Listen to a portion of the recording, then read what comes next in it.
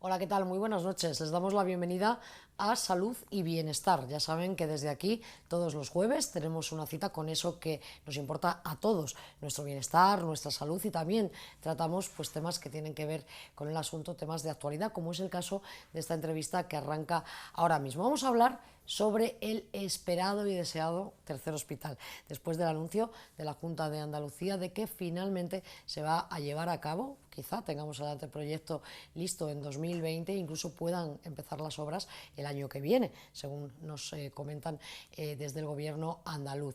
Un hospital que además pues va a tener unas 800 camas, 46 quirófanos y finalmente se va a ubicar en los terrenos del Hospital Civil. Pero nosotros ahora, que ya conocemos todo lo que han dicho los políticos, una promesa además electoral en el anterior ejecutivo también, queremos saber la opinión y qué les parece todo esto a precisamente los protagonistas, los médicos y los pacientes, las personas usuarias de ese hospital, de ese nuevo centro sanitario. Para ello tenemos aquí con nosotros a la doctora María José Llamas. ¿Qué tal? Hola, María José, buenas noches. Buenas noches. Ella es coordinadora del Observatorio, precisamente una plataforma que se creó conjunta entre profesionales del sector sanitario y los pacientes para tratar sobre este tema, para poner puntos en común. Y tenemos también a Miguel Prego. ¿Qué tal? Hola, Miguel, que él viene de la asociación Alcer Málaga, que es una asociación para luchar contra las enfermedades renales. ¿Qué tal, Miguel? Buenas noches. Buenas noches, bienvenidos a los dos. Bueno, ellos son solo una pequeña muestra porque esta plataforma está compuesta por muchísimas más personas, pero han sido tan amables de acompañarnos para contarnos un poco la cronología de cómo se han ido sucediendo todas estas promesas, deseos, y que finalmente parece que muy pronto van a ver la luz, ¿no? Bueno, eso parece. Bueno, lo primero, ¿cómo habéis tomado esta noticia? Bueno, la noticia era... bueno, la noticia en sí, yo creo que no nos sorprendió, no ha dejado de sorprender. Quizás nos ha dejado un poco más tranquilo en el sentido de que por lo menos no había distintas opiniones en prensa que traía un poco pues, desubicado a los pacientes, a la población malagueña, porque los pacientes no es que sean una raza aparte, todos somos pacientes en un momento dado, ¿no? Y entonces la noticia nos llegó con esa sensación, ¿no? De que por lo menos era lo que se había ido hablando a lo largo de los últimos años en la ubicación, aunque quizás no sea la más extensa en terreno para crear un gran hospital, pero sí la que se había estado prometiendo a lo largo de los últimos años. Adelante, Miguel. Sí. Primero, un poco conocer vuestra impresión sobre... Ahora entraremos un poco en profundidad, pero bueno, conocer ya lo que mañana, además, disculpa que te interrumpa, mañana vamos a conocer ya en más detalle los presupuestos para nuestra provincia, los presupuestos andaluces, con lo cual estaremos muy pendientes también de esa partida presupuestaria. Adelante, Miguel. Pues nada, lo que comentaba un poco María José, ¿no? El hecho de que parecía que ya estaba claro la ubicación del nuevo hospital en los aparcamientos del Civil, y hubo una serie de noticias ahí que planteaban nuevas ubicaciones, luego al final ya se ha ratificado que van a ser en los aparcamientos del Civil, y un poco la esperanza que tenemos los malagueños es que tengamos un hospital cuanto antes. Es decir, necesitamos una infraestructura nueva. Las infraestructuras que tenemos se han quedado pequeñas y un poco desfasadas, y necesitamos un incremento de número de camas, de ampliación de urgencias y bueno, muchas otras necesidades que tiene la población ahora mismo malagueña que están un poco por debajo de la... Bueno, un poco no, estamos a la cola en Andalucía un poco de número de camas, y estamos bastante preocupados en ese sentido.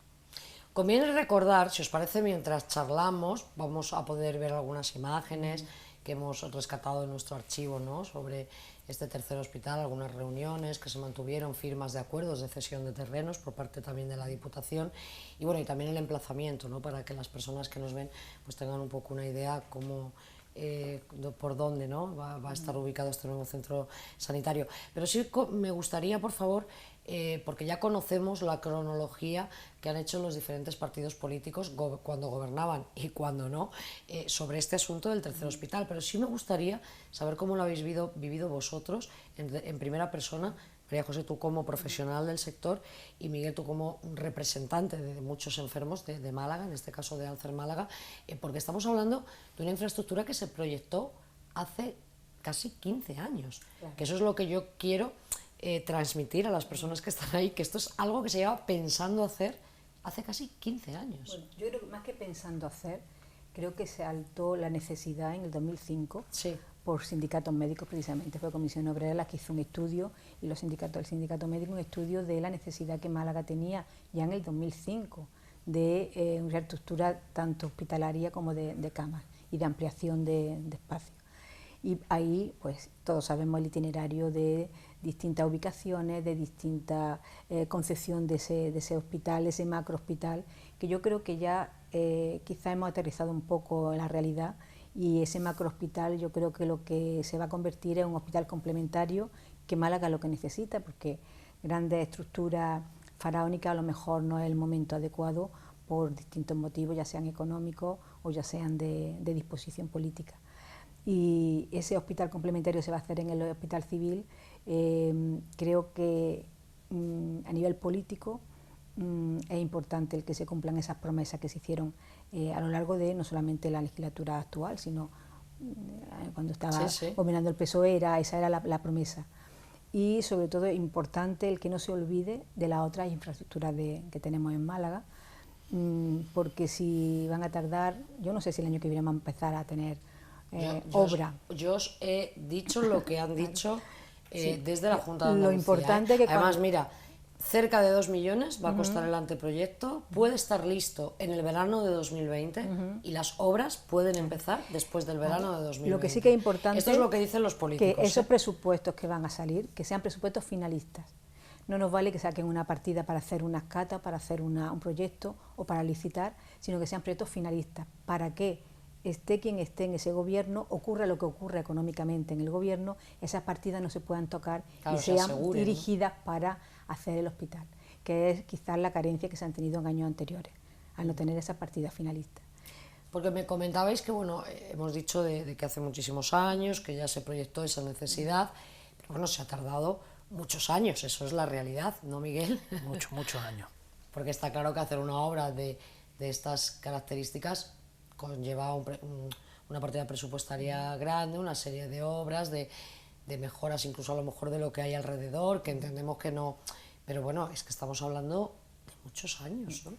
Sí, y además una de la problemática que ha creado el que se venga hablando del año 2005 de un nuevo hospital y tal, es que se han dejado de hacer inversiones en los hospitales existentes, lo cual ha deteriorado mucho tanto el tema de infraestructuras que tenemos como la de ampliación de plantillas, ampliación de servicios, y que con la esperanza de que hubiese un nuevo hospital que cubriese todas esas necesidades, al final pues nos hemos visto con la situación de los hospitales actualmente que están totalmente saturados, con necesidades importantes de reforma que tampoco se pueden afrontar porque suponen cerrar pabellones o cerrar plantas del hospital cuando son totalmente necesarias, ¿no?, el que estén abiertas, porque es que no hay que dar cobertura a los servicios a los pacientes, ¿no?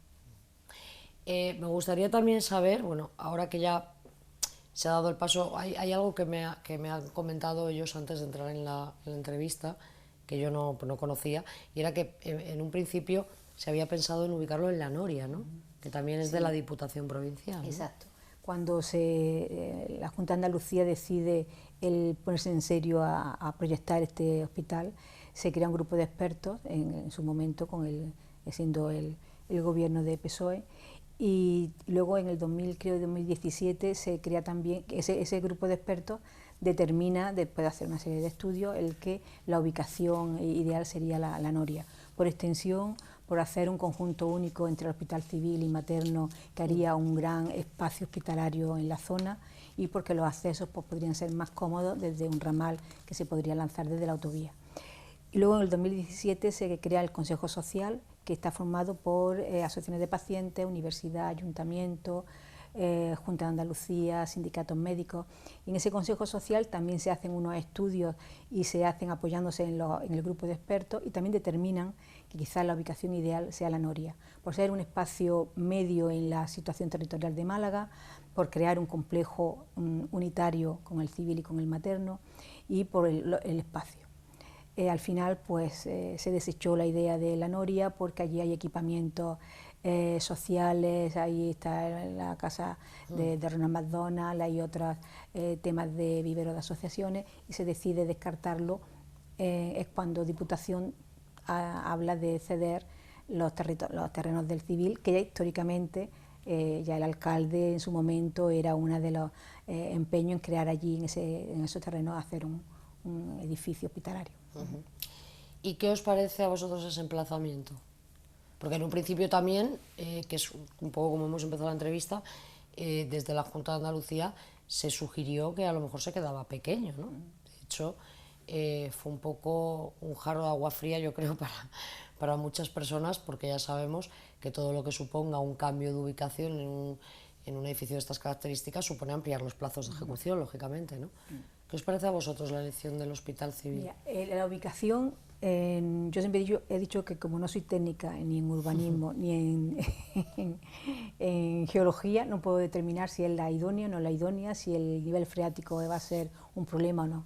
Lo que sí es verdad que el hecho de buscar una nueva ubicación era enlentecer, si ya se va a enlentecer en unos 10 años, hablamos de ampliar el plazo a más. La ubicación, bueno, pues yo creo que tenemos técnicos, arquitectos y expertos que van a proyectar un hospital funcional y adaptado, pero tienen que escuchar a lo más importante, porque el hospital no tiene sentido si no es por los pacientes. Claro. Entonces tienen que escuchar a los pacientes, y hasta ahora no se ha escuchado a los pacientes. Se ha hablado en prensa, se ha hablado con el colegio médico, se ha hablado con profesionales, pero con los pacientes no se ha tenido un coloquio o una confrontación de pareceres de las necesidades y de la ubicación, o de las necesidades de accesibilidad, que son importantes en esa zona, o de necesidades del resto de las infraestructuras hospitalarias que van a estar en Málaga. Está Miguel así asintiendo mientras sí, habla María José. De acuerdo. No somos expertos y es decir, no sabemos si arquitectónicamente es el sitio ideal. Si nos dicen que mañana van a abrir allí el hospital, la zona tiene muchos problemas. Evidentemente, el abrir allí un hospital y edificar el hospital, entendemos que lleva una serie de actuaciones en el entorno, de mejora de accesos desde la autovía, de mejoras de líneas de transporte público, el metro soterrado, zonas de aparcamiento. Es decir, pensamos que un hospital allí que va a incrementar la asistencia de personas al entorno, a una zona que ya hoy por hoy ya es una zona saturada, entendemos que requiere de una serie de actuaciones complementarias que mejoren o que sean factibles el poder abrir de manera correcta eso. Pero como entendemos, no somos expertos, supongo que todo eso se está contemplando en los estudios que se están haciendo, y lo que comentaba un poco María José, ¿no? El hecho de que con nosotros nos han contado, no sabemos exactamente cuáles son esos estudios, cuáles son los avances que se están haciendo. Hombre, nos gustaría pues que una situación de tal problemática en Málaga, y bueno, en la provincia, porque es un hospital de carácter provincial, requiere un poco de consenso con la población, de informar, y que no sea solo a través de titulares y a través de medios de comunicación, ¿no? Pero habéis trasladado, no sé si a través del observatorio habéis trasladado esa demanda. Tenemos que ir a una reunión con el... A eso me refiero. Ya hicimos una petición a la anterior consejera de Salud, y también tenemos hecha una petición de reunión con el consejero. Jesús Aguirre, ¿no? Exactamente. Como observatorio, ten en cuenta que el observatorio lo conforma el Colegio Médico y asociaciones de pacientes, que está la agrupación de desarrollo, que son más de 80 asociaciones de pacientes, y sindicato médico. Entonces es una plataforma con un peso específico por ser profesional y también claro, de población que directamente se esté afectada. Quiero también recordar al coordinador de la agrupación, Alfredo de Pablo, que no ha podido venir porque está en Madrid, y que lleva esa labor de coordinación de esas más de 80 entidades de pacientes de pluripatológicos y de distintas patologías. Bueno, ahora mismo tenemos el anuncio, vamos a ver si esto se agiliza, pero bueno, queda todavía muchísimo tiempo, nosotros estamos ¿no? O sea, que yo entiendo claro. que la administración pues será sensible a esa demanda, porque yo creo que además es de ley, ¿no? Que en este caso pues tanto los profesionales como los pacientes tengan algo que decir, ¿no? ¿Cómo pensáis que puede ser? Bueno, yo he dado algunos datos, ¿no? Son 160.000 metros cuadrados. Y ya hemos comentado que se proyectan en torno a unas 800 camas, 46 quirófanos. ¿Cómo pensáis en vuestra mente que podría ser ese gran centro sanitario? Yo me conformo con que sea funcional. ¿O cómo os gustaría que fuera? Sea funcional, que sea usable y sobre todo que tenga visión de futuro. Que no hagamos edificaciones o actuaciones que en un futuro se nos queden chicas, y más sabiendo que Málaga, gracias a su clima y a la atracción turística que tiene, hay épocas del año como el verano que aumenta muchísimo la población y que por lo tanto las necesidades sanitarias aumentan también. Y luego que tenemos una población que envejece y que necesita de unos servicios especiales que tienen que estar considerados y tenidos en cuenta, ¿no? Pero sobre todo un hospital que sea hecho con cabeza y también con el corazón suficiente de que sea usable por la población de Málaga. Miguel.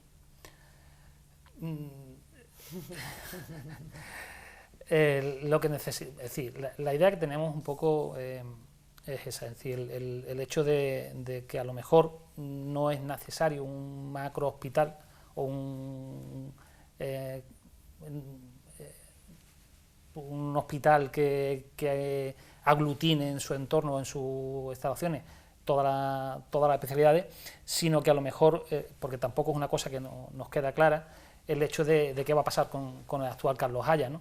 Es decir, pensamos que deben ser con vocación de hospital regional, ¿no? Lo que es el actual Carlos Haya, ¿no? Claro, entonces pensamos que lo ideal es que se construyese ese nuevo hospital, pero Carlos Haya siguiese existiendo y siguiendo teniendo servicios, especialmente en algún momento se ha hablado como hospital de crónicos y como hospital de otras actividades complementarias sanitarias, y el nuevo hospital un poco más como hospital de agudo, hospital de más entrada y salida de pacientes, ¿no?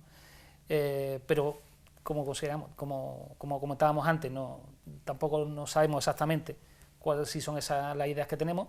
Entendemos que sí, pero no de primera mano no tenemos esa información. Y una cosa que es importante, no tenemos que olvidar que la zona este sigue quedándose desprotegida de una infraestructura sanitaria acorde con la población que tiene. Entonces, esa promesa también de realizar allí la construcción de ampliar y mejorar el centro de salud del Palo y hacer un CARE, una idea que desde el observatorio también apoyamos tanto a las demandas vecinales del distrito este como a las necesidades reales que tiene, y eso también es un apoyo que hacemos desde el observatorio y una petición que también hacemos a la administración sanitaria. ¿Cómo funciona el observatorio? Por curiosidad, ¿cómo hacéis unas reuniones periódicas? ¿Cómo se proponen los temas? Contarnos un poco. Bueno, entre los objetivos, el principal es, la propia palabra lo dice, ¿no? El de observar. Yo me digo que en Málaga tenemos lo del Aliquindoy, ¿no? Pues ahí estamos nosotros, Aliquindoy, con el observatorio y el hospital. Para que el hospital tenga las características que Málaga precisa. Pero además, otro de los objetivos es pues, el velar porque la calidad de la asistencia sanitaria en Málaga sea la que se merecen los malagueños, y no solamente el hospital. Estamos hablando de atención primaria, estamos hablando de urgencia, estamos hablando de los servicios a los pueblos que tienen una deficiencia en transporte sanitario, en ambulancia, en urgencia, en médicos de familia. O sea que no solamente nos centramos en el hospital, sino también en todas las demandas que desde las asociaciones de pacientes pues nos presentan en las reuniones. Efectivamente nos reunimos una vez al trimestre, ¿no? Sí, O cuando precisamos reunirnos. Imagino que importante también para ambos, tanto para los profesionales, que en este caso, como para los pacientes, contar con esa sinergia, ¿no? de los dos a la hora de también hacer frente, pues no sé, a los diferentes temas, ¿no? que puedan surgir. Hoy hablamos del tercer hospital, que ya no sabemos, después de lo que ha comentado Miguel, si es tercero o segundo, porque no sabemos hasta qué punto, como bien ha dicho, el hospital conocido como Carlos Haya va a seguir funcionando en su totalidad. Pero en cualquier caso, pues muchos temas, ¿no? que tienen que ver con la sanidad, ¿no? Sí, es decir, entendemos que, como comentaba un poco María José, ¿no? el hecho de fortalecer también la atención primaria, que repercute positivamente en la saturación de los hospitales. Es decir, si hay una buena atención primaria, se reduce la asistencia a urgencias, que ahora mismo están totalmente saturadas, sobre todo en picos. Ahora, cuando llegue el invierno, empezaremos con los picos de gripe y tal, pues sí, en el invierno por la gripe, en el verano por los visitantes de fuera, en fin. Al final siempre está la urgencia saturada, están los hospitales saturados, cuando una buena gestión de atención primaria pues repercute en que hay un buen seguimiento de pacientes crónicos, que la evolución es mucho más favorable y requiere menos hospitalización, en temas de gente que acude a urgencias por cosas que pueden ser perfectamente atendibles en atención primaria. Pues entendemos que eso, ¿no? que hace falta un poco una reconsideración de todo el sistema, verlo en su totalidad, en su integridad, y hacer actuaciones acorde en ese sentido, ¿no? Y un poco comentándole sobre las reuniones que tenemos en el observatorio, al final somos todos, es decir, todos los participantes en el observatorio somos pequeños espías siempre, ¿no? Porque por un lado están los médicos que están constantemente y por otro lado los pacientes. Entonces, en esas reuniones lo que hacemos es un poco eso, poner en común todas las actuaciones, deficiencias que denotamos y situaciones que vemos que son mejorables para el sistema, ¿no?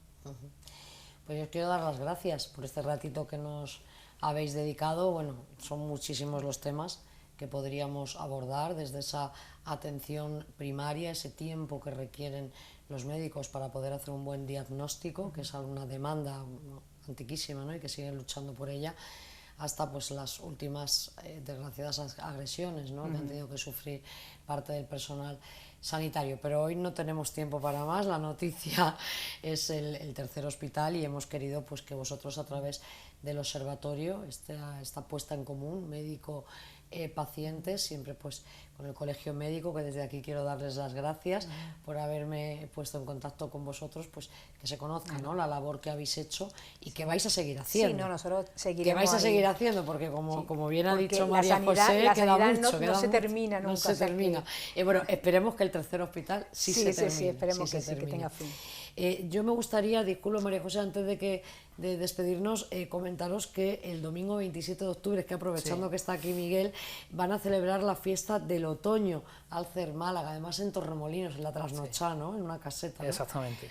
Aprovecha para hacer una invitación a las personas que nos están viendo, y ya os pediré que vengáis a Alcer, que por aquí tenemos a Pepi, a la presidenta. Yo lo que pasa que no ha querido hoy acompañar, no es que no haya querido, ha dicho yo hoy vais a hablar del tercer hospital, otro día vendrá Pepi Gómez Ruiz para hablar de Alcer, pero sí me gustaría que hicieras una invitación para que se sumaran todas las personas que quieran acompañaros. Pues sí, ya durante hace varios años, hace 5 o 6 años, estamos celebrando todos los años lo que llamamos antes la paella benéfica de Alcer, y pensábamos que este año cambiarle un poco la idea, porque el nombre de paella no representaba un poco lo que es. En realidad una fiesta con muchas actuaciones de coro, de artistas. Este año tenemos un sainete también, de teatro. Es decir, tenemos muchísimas actuaciones, rifas y sobre todo buena comida, buen ambiente, y pasamos un domingo muy agradable siempre,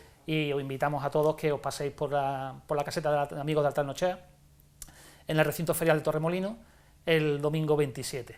Y allí nos veremos y partiremos tendremos un buen día. Claro que sí. Bueno, nosotros estaremos por allí para tomar imágenes y ya luego pues os venís para conocer también un poquito todo lo que hacéis desde la Asociación Alzheimer Málaga. Muchísimas gracias, Miguel Prego, gracias, doctora María José Llamas, gracias otra vez al Colegio Médico, y nosotros vamos a continuar con el programa. Y ahora, bueno, pues nos toca el turno de salir a la calle. Ya sabéis que nos gusta siempre traer pues algún reportaje desde el exterior y algunos consejos, ¿no? Y hoy, bueno, pues queremos aprovechar que es el Día Mundial de la Visión. Nos hemos ido a una óptica y ellos, bueno, pues nos han contado una de las diferentes campañas que se están llevando a cabo en muchísimas ópticas de la capital y la provincia, y en este caso, bueno, pues esta óptica nos contaba un poco en qué consistía esta campaña dedicada a la salud de la vista, la salud visual, y también nos daban pues algunos consejos, algunos además que son muy fáciles de cumplir y que nos ahorrarían tener muchos problemas en el futuro. Bueno, Lidia, muchas gracias por atendernos. Cuéntanos un poco, en principio, las características de esta campaña. Pues mira, esta campaña es la 20ª campaña en favor de la salud visual. Es uno de los proyectos más importantes de la Fundación Nodelina Flelú, un proyecto infantil. Y nada, uno de los principales objetivos es la detección temprana de problemas visuales en niños entre 5 y 7 años. Que un poco a quién iba destinado, ¿no? esta campaña, ¿no?, que se hace desde la Fundación, porque entendemos que también ahora es una época muy propicia, ¿no?, que es cuando los pequeños vuelven al cole. Exacto, va destinado para niños entre 5 y 7 años, ¿vale? Y realmente, siempre que tengan un problema visual, lo que es la Fundación se compromete a entregarles una gafa graduada. Oye, ¿y qué consejo nos puedes dar tú desde tu experiencia? ¿Cuándo podemos detectar los papás, las mamás, que nuestros hijos tienen algún problema en la visión? A ver, en cualquier situación realmente sí que es aconsejable por lo menos el revisar la vista una vez al año, ¿vale? Esta campaña está hecha sobre todo para concienciar a los padres y a los profesores de lo importante que es el detectar problemas en la edad temprana, para evitar pues eso, tener problemas en el rendimiento escolar, en su día a día, de todo un poco.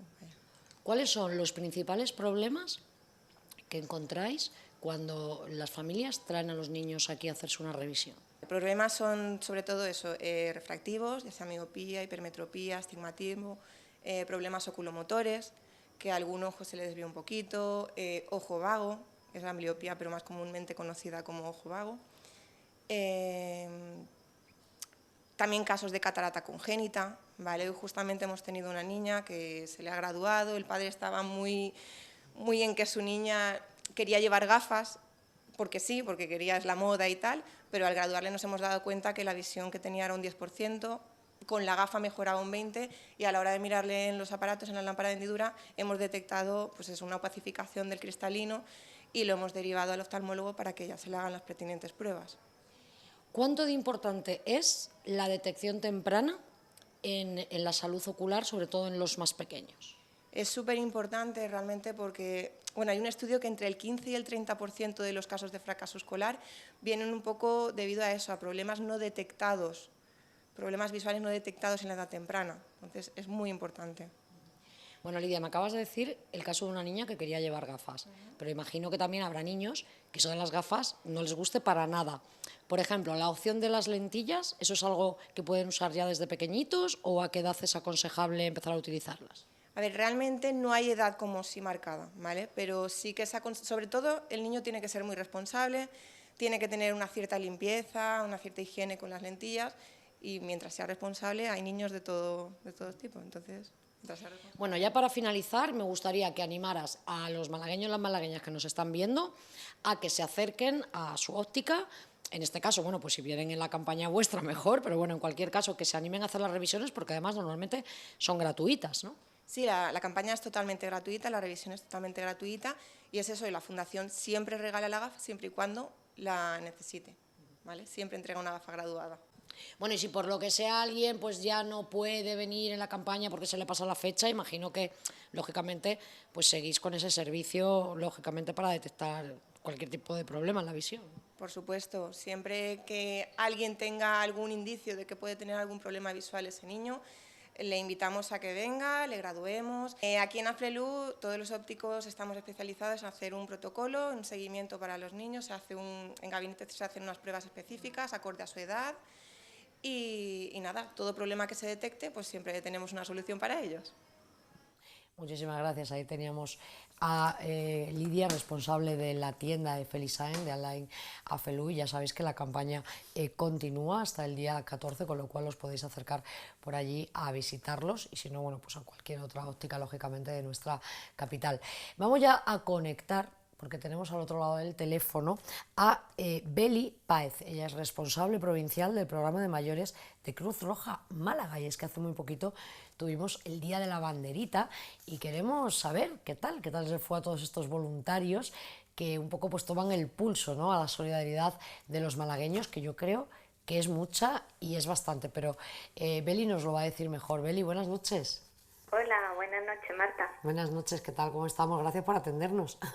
Pues nada, las gracias a vosotros por darnos la oportunidad de poder devolveros la información respecto a la campaña que, como tú bien dices, fue hace poco, concretamente el día 1 de octubre, en conmemoración también del Día Internacional de las Personas Mayores, porque como bien sabéis, este año la acuestación iba en concreto para atender a las necesidades de las personas mayores con las que trabajamos.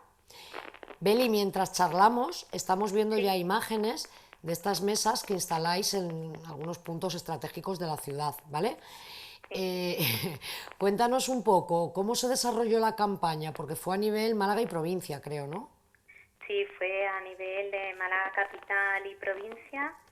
Nosotros a nivel provincial se montaron unas 90 mesas petitorias en todos los ámbitos locales donde tenemos asambleas locales de Cruz Roja, como puede ser en Almádena, Coín, Cártama, Estepona, en fin, son 15 ámbitos locales con los que contamos. Y aquí en Málaga capital concretamente fueron 22 mesas. La jornada transcurrió desde bien empezada la mañana, en torno a las 10 de la mañana empezamos y estuvimos todo el día, como bien sabéis. Y quiero agradecer evidentemente, como tú bien comentabas, la solidaridad de la población malagueña, que nos ha vuelto a demostrar que lo es, a empresas colaboradoras que también han estado apoyándonos durante ese día y evidentemente tanto el equipo laboral como el de voluntariado de Cruz Roja, que sin ello evidentemente sería imposible. Te comento que han sido casi 400 voluntarios y voluntarias las que han participado en el Día de la Banderita.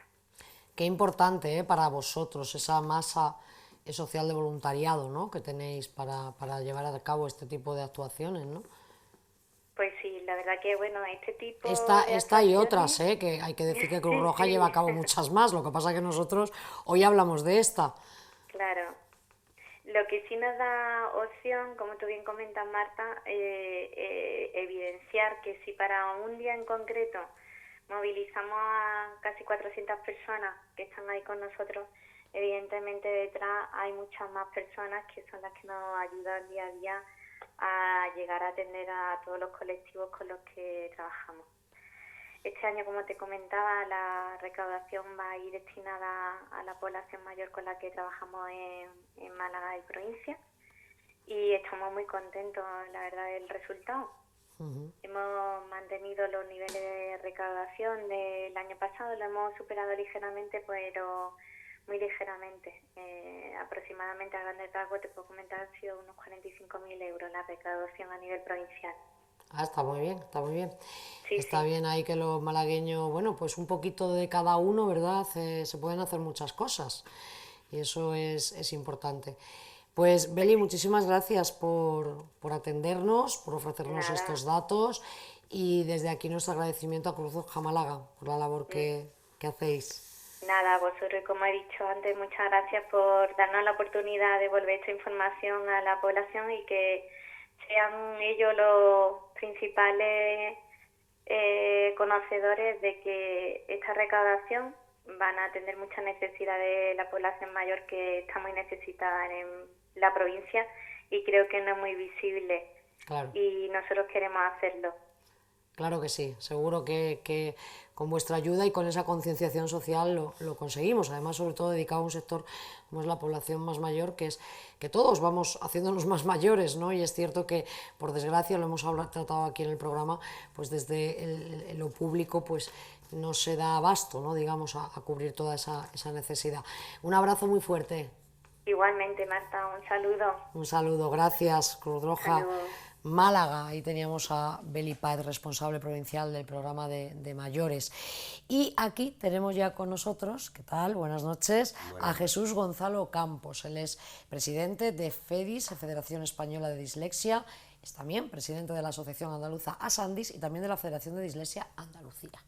Hablamos de dislexia, ¿qué tal? Además vienes propio con el color, ¿no? De la... Sí, es que hoy estamos de celebración. Ese es vuestro día, Hoy, precisamente, día 10, es el Día Mundial de la Dislexia. Hace algunos años que en la federación que presido se planteó el adoptar un color que nos representara de alguna manera y, bueno, pues se escogió el azul turquesa, efectivamente. Muy bien, muy bien. Efectivamente. Bueno, Jesús, me gustaría primero que explicaras qué es la dislexia, ¿vale? Yo voy a tratar un poco de que las personas que nos están viendo en casa se conozca bien este trastorno, porque es un trastorno del aprendizaje, podemos decir, ¿es correcto? Sí, es correcto decir que se trata de un trastorno del aprendizaje. En otras nomenclaturas se dice una dificultad de aprendizaje, pero en el fondo ambas etiquetas pues significan prácticamente lo mismo. Y de hecho es un trastorno porque no en vano tiene una causa neurobiológica. Es un problema que responde pues a una pequeña malformación de determinadas zonas cerebrales dentro de lo que son los meses del proceso embrionario. Y entonces determinadas zonas cerebrales que son las responsables de las tareas que conlleva el hecho de leer y de escribir, pues digamos que no se forman bien, no se colocan bien, eso se conoce como ectopias cerebrales, y da lugar pues que cuando el niño o la niña se enfrenta al código escrito para leer o para escribir, pues tiene unas dificultades que los demás niños no tienen. Dices niños, niñas porque es un trastorno que se da en edades tempranas. Sí, se da siempre en la época escolar, se descubre siempre en la época escolar. Ahí, y bueno, se detecta pues antes o después, desgraciadamente hasta no hace mucho se detectaba muy después, ahora se va detectando, no digo ni siquiera diagnosticar, ¿no? Pero al menos detectar, y en según qué sitios mejor, en otros peor. Empieza desde que naces, es una condición genética. Sí, pero bueno, como tú bien nos estás diciendo, aunque sea una condición genética, si hasta que el niño o la niña no empieza a escribir no hay forma de detectarlo... A ver, no hay forma de diagnosticarlo fehacientemente, vale. Pero existen pues muchas publicaciones científicas que hablan de determinadas cuestiones que son observables y que sobre todo deberían ser observadas en el periodo de los 3 a los 5 años, en el periodo de infantil, de primero, segundo y tercero de infantil, antes de empezar la primaria. Realmente no es obligatorio hasta los 6 años, entre comillas eso de obligatorio, el que el niño aprenda a leer, ¿no?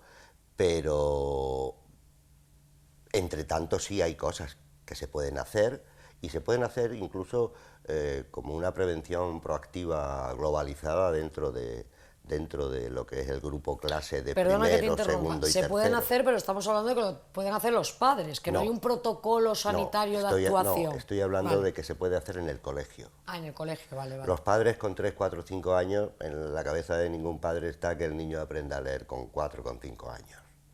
Entonces eso no va a significar para él absolutamente nada. Son otras observaciones que se pueden hacer a un nivel más, digamos, oficial, privado o no oficial, en fin, más técnico, ¿no? Sí. Desde la logopedia, desde la psicopedagogía. De hecho, hay proyectos en marcha, precisamente aquí en la Universidad de Málaga, el proyecto LeEduca, que lleva ya 6 o 7 años, no sé exactamente, de implantación en, creo que son 100 colegios de Málaga y provincia, donde precisamente se incide en eso, qué hacer cuando todavía no sabemos qué va a pasar. Claro. Pero bueno, sabemos qué es lo que hay que hacer, y entonces eso se programa y eso se trabaja en en el aula, y se trabaja en el aula de una forma proactiva para todos los niños. Unos se aprovecharán más de ello porque no tendrán mayor problema y por lo tanto esa estimulación será adecuada, y los que veamos que no responden ya nos están diciendo, Aquí puede pasar aquí hay que algo, estar ¿no? atentos, ¿no? Evidentemente... Y esto no se hace hoy por hoy. No, esto hoy por Hablamos hoy de no, hablamos de la enseñanza pública, ¿eh? No vamos Sí, a hablar, sí, vamos a no, centrarnos en lo público. y en la concertada o privada este tipo de cosas aún peor. Ya. O sea que sí, no se hace, y además con unas diferencias interterritoriales a nivel de España, del país, tremendas. O sea, como la educación está toda transferida, pues peleamos desde la Federación con el Ministerio, y luego peleamos desde las federaciones y las asociaciones y demás, pues con los representantes políticos en las comunidades autónomas. En cada una tienes que ir... Sí, criterios que no tienen nada que No ver, hay- y eso no, choca un poco, ni ¿no? siquiera el Ministerio es capaz de poner en marcha unos criterios que sean comunes. Ni siquiera el propio Ministerio, pero como nos dicen siempre, es que las competencias están transferidas. Nosotros hacemos la ley y poco más. Hombre, ya las competencias estarán transferidas, pero no parece muy justo que un niño Esa es la del cuestión. País Vasco Esa es la cuestión. tenga un protocolo de actuación a los 3 años para detectar, por ejemplo, Sí, dislexia, sí. y uno de Málaga no. Pues esa es la cuestión, efectivamente. O Vamos, no sé. dentro de Andalucía, precisamente, los niños de Málaga tienen bastantes más posibilidades, precisamente por este proyecto Le Educa de la No, UMA, yo he del dicho de que te Málaga por hablo, decir ¿no? algo, que no... Hay otras provincias donde que no están hay nada. mucho menos atendidos. Y bueno, también hay que reconocer, sobre todo en Andalucía, que es donde yo más me muevo, aunque sea presidente de la Federación, hombre, hay que reconocer que en los últimos 5, 6, 7 años las cosas han ido cambiando, y hoy los orientadores en general del servicio de orientación, que son muchos, aunque nunca son suficientes, pues tienen otra manera de ver todo esto y se está interviniendo de otra manera, ¿no? Pero bueno, luego hay otros territorios en los que no hay ningún tipo de legislación, ningún tipo de actuación de ningún nivel todavía, y son ya muchos años. Creamos la federación ¿Qué? en 2006. Ya. ¿Qué tienen que hacer en este caso los padres cuando en este caso pues desde el centro educativo o ellos mismos detectan que su hijo o su hija puede tener este trastorno del aprendizaje? Los padres no suelen detectarlo hasta más allá de... Bueno, cuando se enteran, no te quiero decir cuando lo detectan ellos no que lo mismos. detecten ellos. No. Cuando se enteran. Sí. Bueno, pues a ver, cuando se enteran hasta aquí, como se solían enterar ya con una cierta edad del niño, bueno, en esos años de primero, segundo, tercero, cuarto, quinto, que no se sabía lo que pasaba, pues se podían encontrar, pues bueno, pues con una explicación a sus dudas que se han ido creando durante esos años. En general, la necesidad del diagnóstico emocionalmente de cara a la familia, de cara al niño, etcétera, es absolutamente necesaria. Yo lo que espero es que con estas iniciativas que son incipientes, como la que ya hemos mencionado, y hay otros sitios en el país también donde se hace, ¿no? Pues tengamos mucha más facilidad, y que para el niño descubrir que tiene un tipo de problema que ya irá entendiendo no es consecuencia o no es fruto de años de desesperación en que se consideraba, porque es lo que oía, tonto, vago, distraído. Esa es la gran diferencia, eso es lo que buscamos. Por eso hoy la reivindicación fundamental es que las administraciones se tomen esto en serio desde los 3 años. Claro. Como parte del currículum de la educación infantil.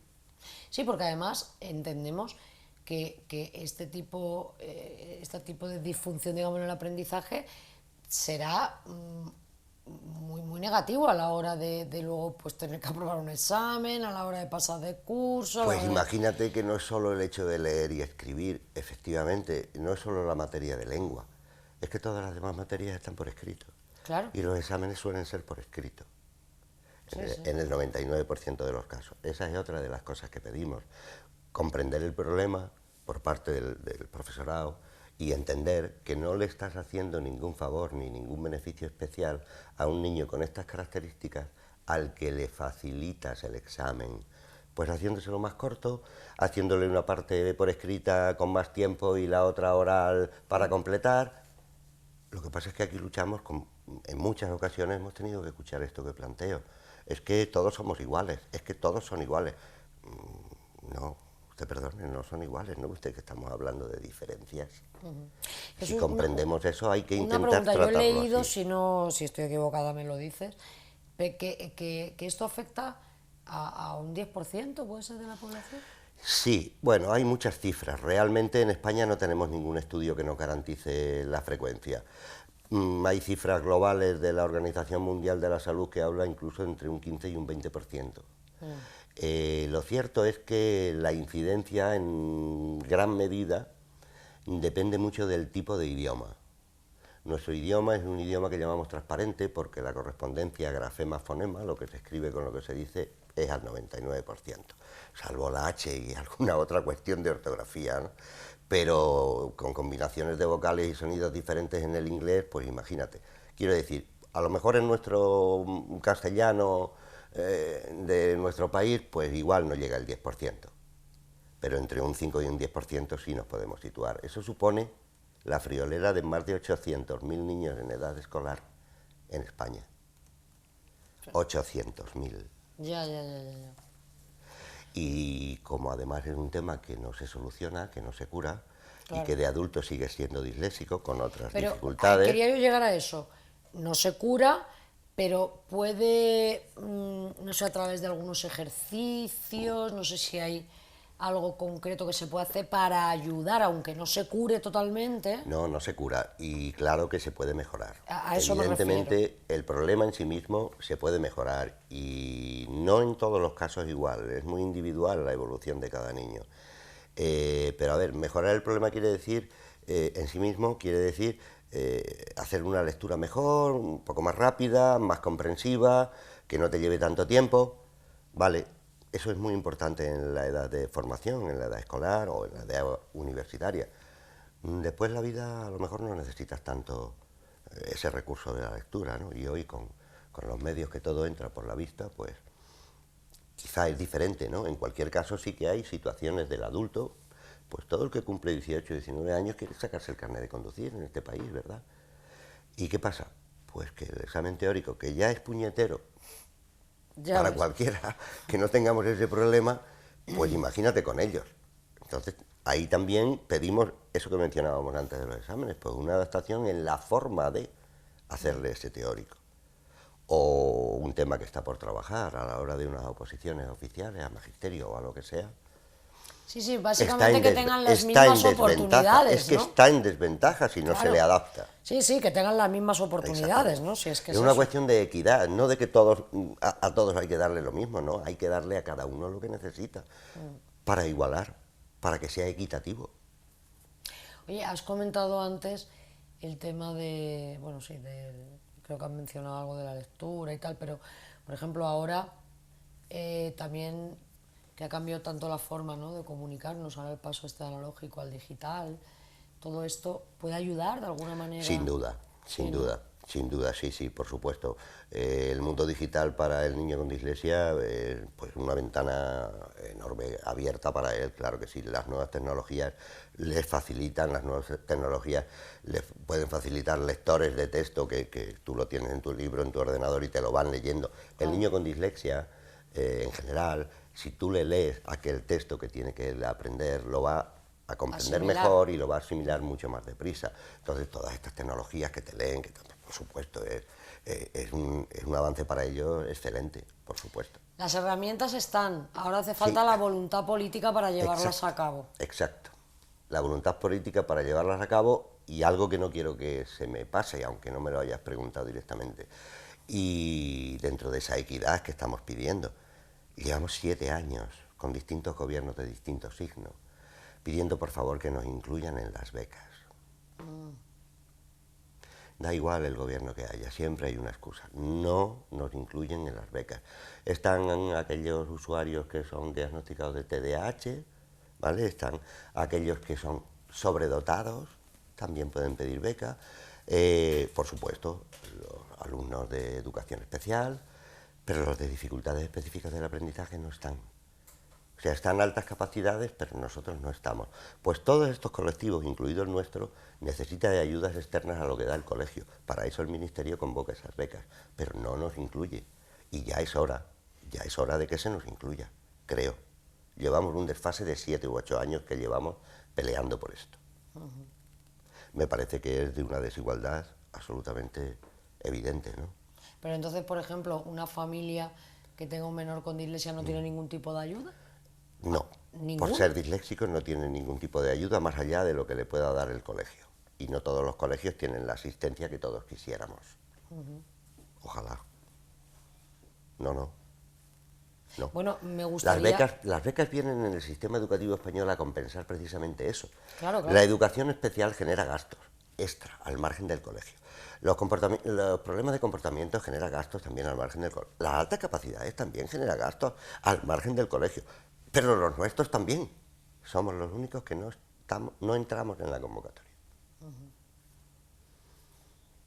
Ayer estuvimos, lo comentábamos también antes, el ayuntamiento de la ciudad, sabemos que han sido muchos los ayuntamientos y edificios oficiales que se han sumado, ¿no?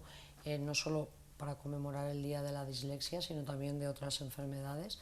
Sí, hoy coincidía el Día de la Salud Mental. De la salud mental, con el día sí, de la hecho dislexia. tenemos unas imágenes, no sé si los compañeros pueden ponerlas del edificio, bueno, ahí lo estamos viendo, ahí se ven algunas luces, porque se celebraban además en varios...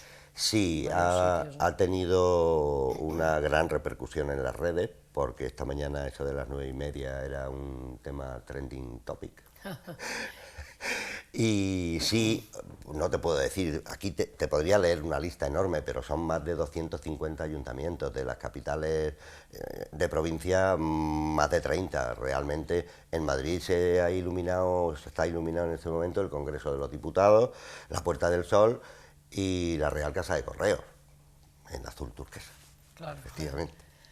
Sí, la verdad es que ha tenido mucha repercusión y creemos que la va a seguir teniendo porque este movimiento, bueno, es que es hoy precisamente cuando se encienden las luces, mañana habrá que seguir hablando de ello.